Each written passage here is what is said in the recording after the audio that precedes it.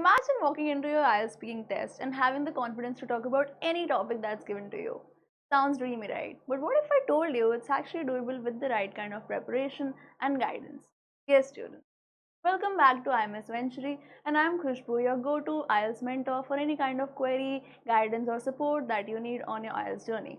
Now, let's discuss in brevity what is the purpose of this video. So, in this video, I'm going to be talking about the most anticipated topics that are there for the IELTS speaking test, which is happening in this cycle, that is 2024. Now, apart from that, I will also be taking you through the basics of the cue card round, whereby you will be needing all of these topics that we are going to discuss eventually, right? So, without any further ado, let's just dive into it, okay? So, if you're somebody who has been preparing for IELTS for quite a while now, you would know that the speaking test is something that consists of three parts. The first is your introduction, the second is your long turn or the cue card round, and the third one is your follow up. So for the purpose of this video, we are just going to be focusing on the second round, which is your long turn round, and not going to be talking about the other ones, right? So what is this cue card round, students? The cue card round is something in which you are going to be getting a cue card, which is a card which is going to come with a few cues or prompts, and then you are going to be talking about them. So this is going to last for 3 minutes. 1 minute is given for preparation of whatever you are going to be speaking about, and the rest of the 2 minutes are for the presentation of whatever you have prepared. Now what are they going to expect here? They are going to first expect you to tick all the prompts that they have given you on that cue card, and secondly they are also going to be seeing that you are clear enough with whatever you are speaking about, and you are also supposed to be coherent and logically flowing with your argument, whatever you are presenting. Then the other thing that they are also going to be seeing is that you also should have a good vocabulary, and you should also be good with the grammatical structures that you are incorporating in your speech. Okay, now what is the assessment criterion for this?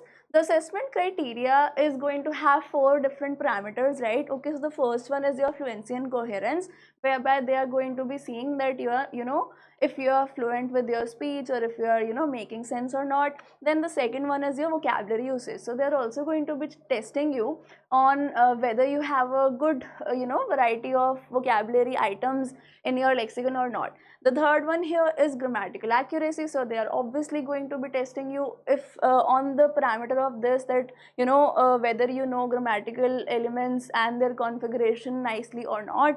And the fourth one is your pronunciation, which does not need any kind of explanation. Yeah, students, now let's just discuss the topics that we have, which are the most anticipated for your 2024 speaking cycle.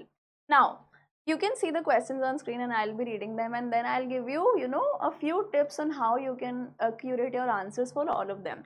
So the first one on the screen is that you have to describe a challenging task that you completed successfully. So for this kind of question, what you can do is that you can start off with describing the task first. So you can talk about that, what was the task.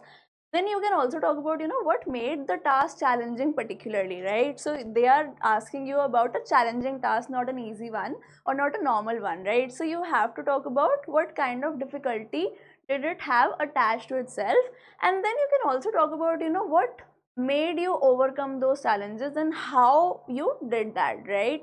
So in that fashion you can answer this one. Now the second one on the screen is a teacher who had an impact on you. So here where you can start off is that you can first mention the teacher, right? So who was he or she, when did you meet them, what did they teach you, and what kind of impact did they have on you, and what made them influential, right? What made them have that kind of impact on you. So that's what you can talk about in this one. Now the next one is a job you would not like to do in the future. Now students, you can start with telling about that job. So what is this job, right? Then you can talk about the sector which it belongs to, right? Whatever kind of like maybe it's from the tertiary sector, or like what kind of sector, whatever kind of sector. Then you can also talk about why would you not like to do it, right? So that is the crux of this question, right? So you have to talk about that. Then you can also give a few valid reasons. So maybe that kind of job is going to be replaced by the AI or so on and so forth. So you can have like a few valid reasons for that, and you can curate your answer in that fashion for this one. Now the next one on the screen is you have to describe a time you migrated to a new area. So now this could be for your house, this could be for your school, or this could be because of your university. So for this one, first you have to talk about where you migrated to, what is this new place, right? Then you can talk about the vicinity, what kind of geographical location it does have, or what kind of environment it has, and so on and so forth. Then you can also talk about the reason for this migration, right? So why did you migrate, why did you change your place of residence, or like whatever.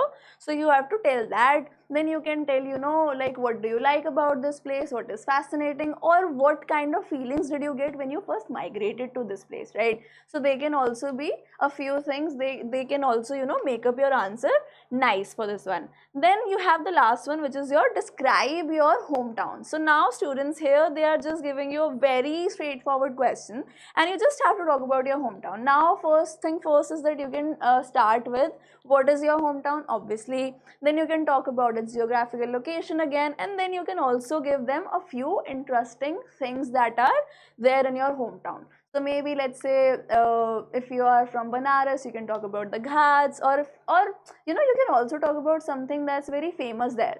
So you can do that, and you can incorporate all of these things in your answer here, and you can shape your answer well. So best of luck, students. I hope this was helpful. If you like the content, please like and subscribe, and also share it with somebody who would like this as well.